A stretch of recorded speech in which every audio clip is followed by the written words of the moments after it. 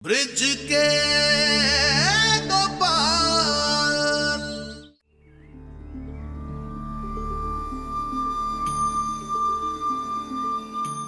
क्या हुआ तुम दोनों को? ऐसे मुंह लटकाए क्यों खड़े हो? वो हम यहाँ तुम्हें धन्यवाद करने आए हैं गोपाल, और तुमसे क्षमा मांगने गोपाल। पता नहीं हमारे सर पर लालच का कैसा सूर चढ़ गया था और हमारी बुद्धि भ्रष्ट हो गई थी। जिस भगवान ने हमें अनाज दिया, जिस अनाज से मेरे घर का चूल्हा जलता है, जिससे मेरे बच्चों का पेट भरता है, उसी अनाज से मैंने लोगों को वंचित रखा। पता नहीं मेरा ऐसा करने से कितने लोगों को कष्ट हुआ होगा, लेकिन इस अंधकार से तुमने मुझे निकालकर मेरी आंखें खोल दी गोपाल। तुम मुझे ना समझाते तो शायद मैं अभी भी उसी अवस्था में होता। गोपाल, पूरे जीवन काल में मैंने किसी के साथ छल नहीं किया, न कपट, और लोभ और लालच से तो मैं कोसों दूर रहा। लेकिन ना जाने कैसे मेरी बुद्धि नष्ट और भ्रष्ट हो गई थी और लोगों से मैं उनका धन छीनता रहा। पर गोपाल, मैं तुम्हारा धन्यवाद करता हूं कि तुम मुझे सही मार्ग पर ले आए। मैंने जिस से जो कुछ छीना था सब वापस कर दिया। गोपाल, उससे मेरे पाप तो नहीं धुल जाते ना? सुबह का भूला अगर शाम को घर वापस लौट आए तो उसे भूला नहीं कहते। अपनी भूल को स्वीकार करना ही अपने पापों को धोने का आरंभ है।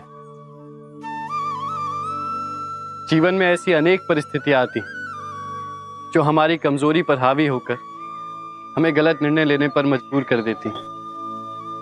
बस उन्हीं परिस्थितियों को पहचानो जिन्होंने तुम्हारा लाभ उठाया और आगे के लिए स्वयं को दृढ़ करो ताकि आगे से कभी ऐसा ना हो। पर गोपाल, ये कैसे होगा गोपाल? साधना से। साधना कर तुम्हें अपने अंतर मन को इतना बल देना होगा कि फिर कोई तुम्हें ना डिगा सके। याद रखना, साधना ही एक ऐसा साधन है जो तन संपन्नता और मन को शांति देता है। हाँ गोपाल, हम साधना करेंगे, हम ढेर सारी साधना करेंगे और इस साधना से अपने सभी भूलों का प्रायश्चित करेंगे और शांति और संपन्नता दोनों को प्राप्त करेंगे गोपाल। हाँ गोपाल, अब चाहे कुछ भी हो जाए, हम तुम्हारे दिखाए हुए मार्ग पर ही चलेंगे। चाहे कितनी भी कठिनाइयां आ जाए, हम हिचकिचाएंगे नहीं। अपनी साधना से अपने पापों का प्रायश्चित करेंगे, अवश्य करेंगे गोपाल। बस तुमसे एक ही विनती है, तुम हमें उचित मार्ग दिखाओ। ऐसा ही होगा, बस अभी शांत रहो। समय आने पर मैं स्वयं तुम्हें बताऊंगा कि तुम्हें क्या करना है।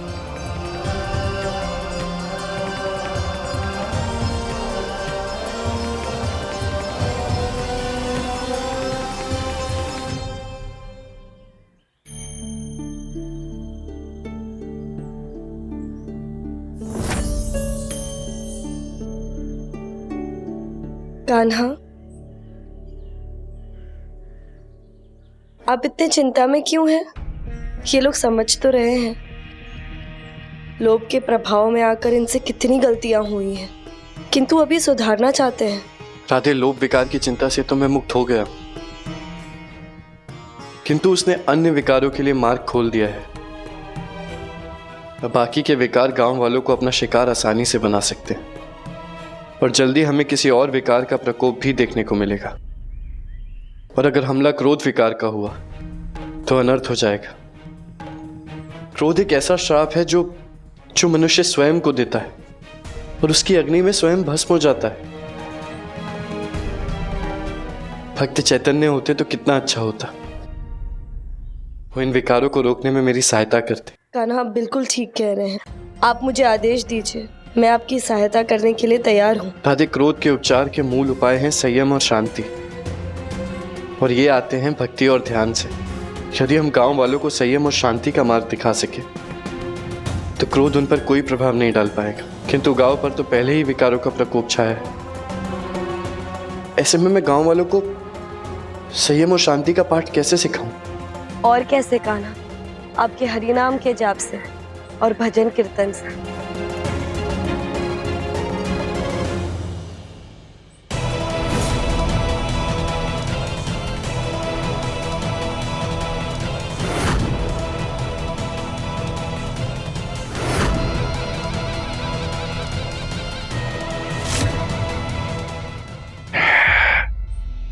क्रोध की ऐसी ज्वाला जलाऊंगा मैं एक एक गांव वालों में कि इन्हें दर्पण भी नहीं पहचान सकेगा। क्रोध का ताप इन सभी में बसी शांति को नष्ट भ्रष्ट कर देगा।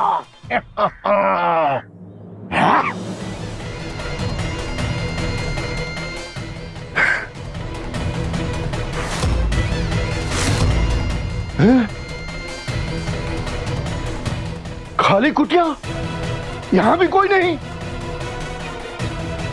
कोई बात नहीं, दूसरा घर तो है, वहां तो कोई मिलेगा, उसे अपना शिकार बनाऊंगा।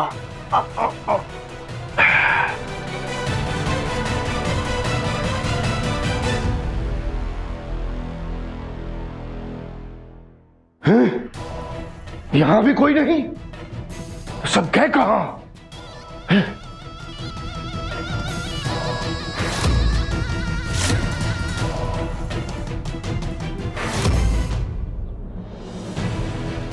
पूरा गांव खाली है, सब लोग गए तो गए कहां?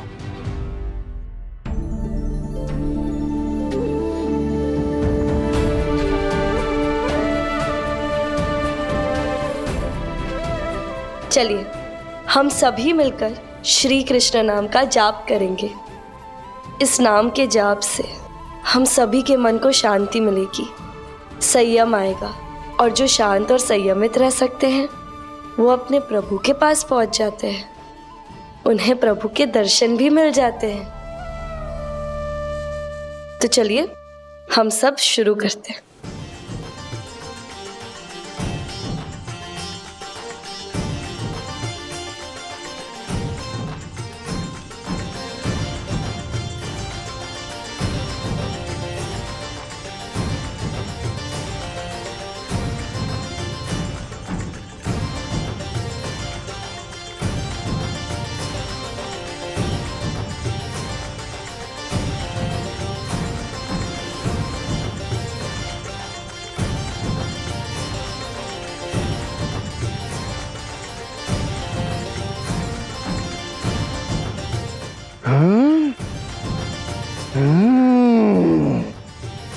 कहां हो रहा है ये भजन?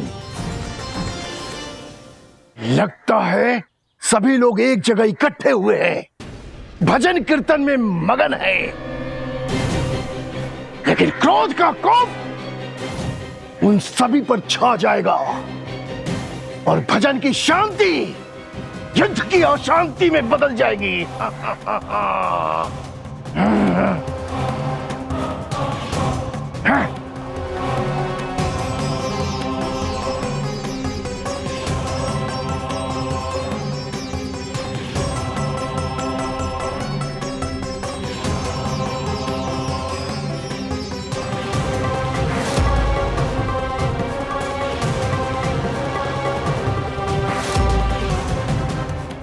समझ गई मैं क्रोध, तुम यहाँ आ तो गए हो, सफल नहीं हो सकोगे।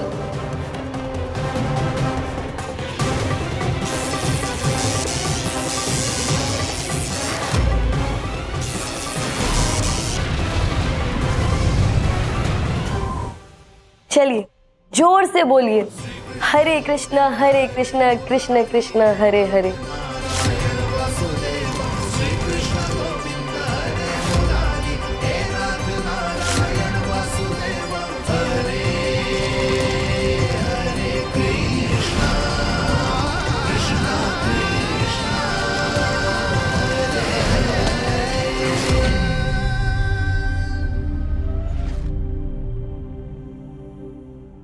ये क्या हुआ?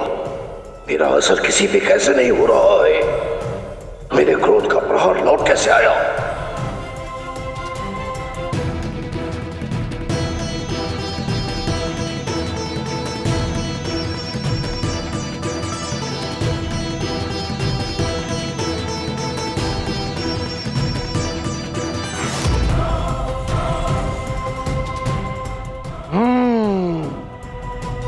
लगता है इस पे वार कर सकता हूं।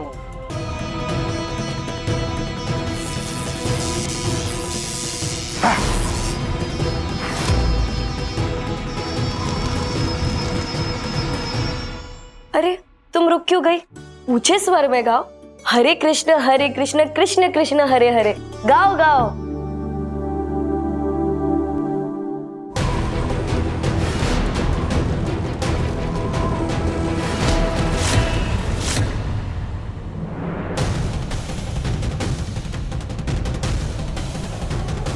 इनकी भक्ति की लय मेरे क्रोध की तरंग को काट रही है।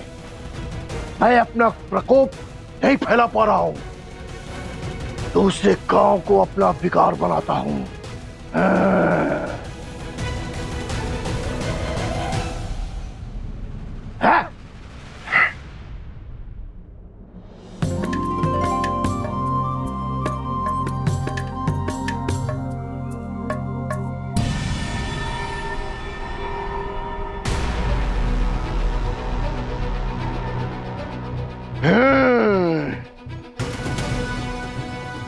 बच्चे हैं, भजन भी नहीं कर रहे हैं, खेल रहे हैं। उन पे तो अपना विकार फैला ही सकता हूं।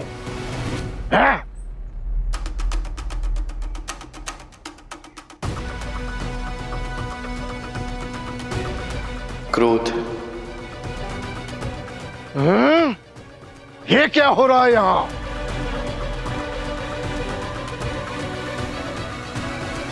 बच्चों, अब कुछ देर शांति से बैठने का समय। बैठो।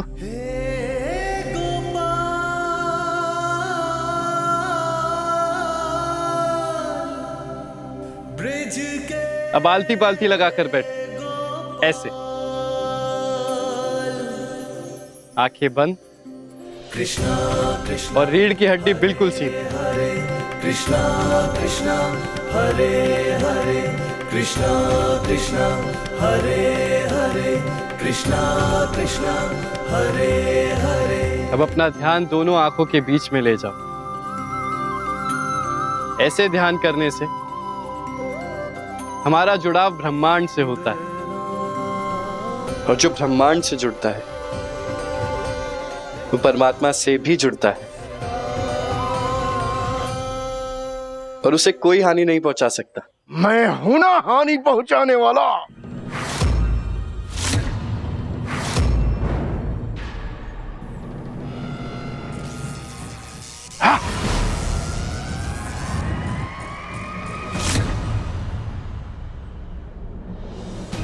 बंसी, अपनी आंखें बंद करो,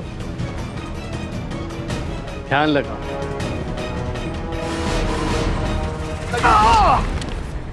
हाँ? स्त्रियों को भजन में लगा दिया, बच्चों को ध्यान में।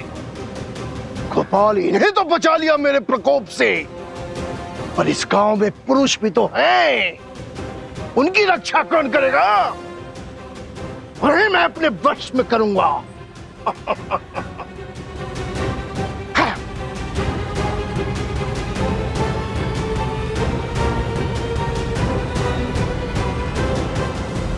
काम क्रोध मद लोभ सब नाथ नरक के पंथ, सब परिहरी रघुवीर ही भजौ भजई जय संत।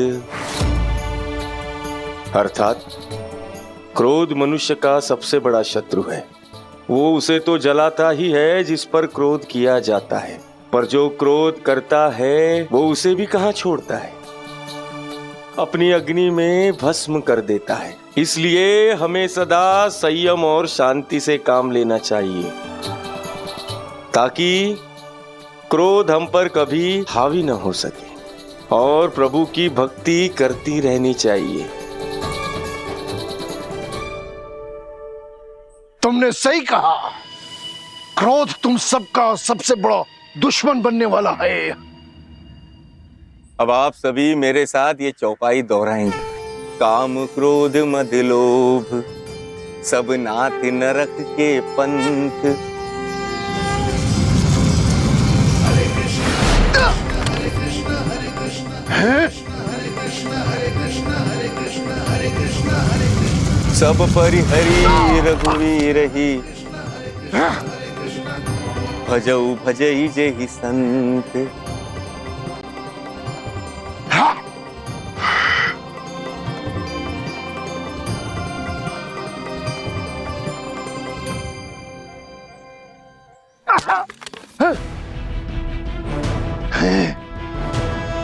ये गांव मुझसे सुरक्षित कैसे? किसी पे मेरा प्रभाव क्यों नहीं पड़ रहा है? पर मैं क्रोध हूं, मैं अपना क्रोध कम नहीं होने दूंगा। किसी को ढूंढूंगा अवश्य जिस पर मेरा असर होगा, फिर देखता हूं इस गांव को मुझसे कौन बचाएगा। या? या?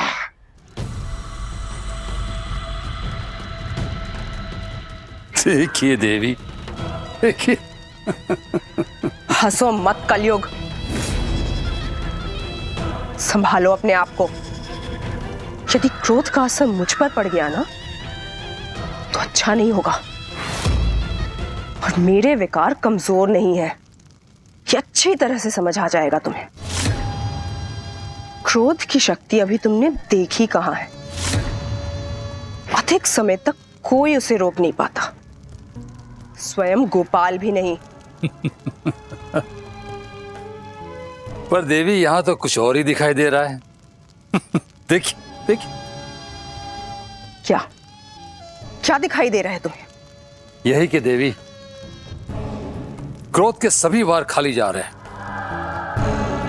वो कुछ नहीं कर पा रहा है। गांव के एक मनुष्य पर भी उसका इतना सा प्रभाव नहीं पड़ा। तो यहां हंसने मुस्कुराने की जगह तुम्हें उसकी मदद करनी चाहिए।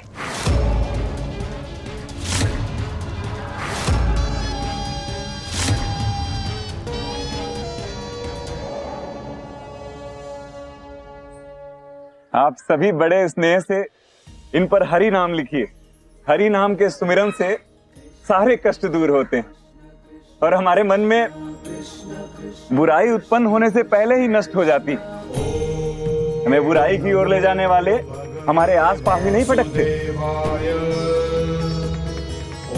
मन शांत रहता है और संयम बना रहता है। मोय का जानो, अभी कुम्हार महानुभव भी भाषण देंगे हमें। न जाने इनका प्रवचन कब खत्म होगा। ये है मेरा पहला शिकार। एक बार आप करके तो देखिए, बड़ा आनंद आएगा। हाँ? आज तक हमने जो कुछ भी किया है उससे कुछ ना कुछ टूटा फूटा ही है। आज पहली बार ऐसा कुछ कर रहे हैं जिससे लोग जुड़ रहे हैं। बड़ा अलग अनुभव है, पर बड़ा आनंद आ रहा है। आप करके देखिए ना।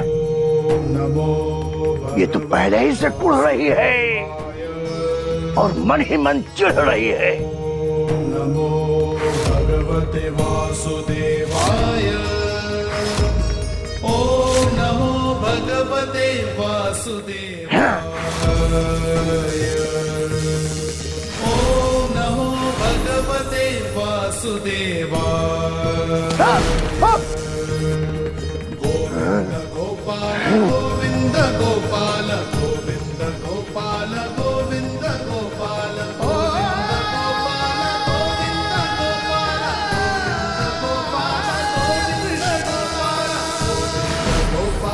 गोविंद गोपाल गोविंद गोपाल। क्या हुआ क्रोध? तुम तो अपना असर पूरे गांव पर दिखाने वाले थे। सबको क्रोध की आग में जलाने वाले थे। लेकिन ऐसा लगता है कि तुम कुछ भी नहीं कर पाए, बल्कि वहां की स्थिति तो पहले से भी बेहतर है। बेचारा क्रोध। अरे लोभ में तो पूरा गांव डूबा था। तुम एक इंसान को भी अपने लपेटे में नहीं ले पाए।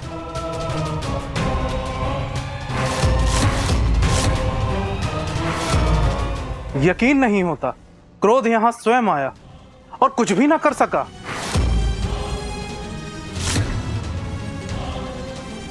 एक भी मनुष्य को क्रोधी ना बना सका।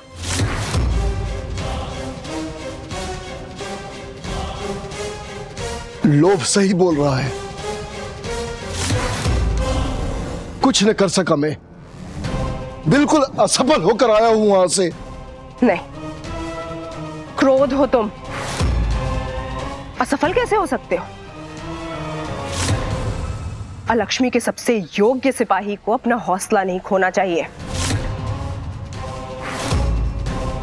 तुम तो वो हो जिसके चपेट में आने से बड़े नहीं बच पाते।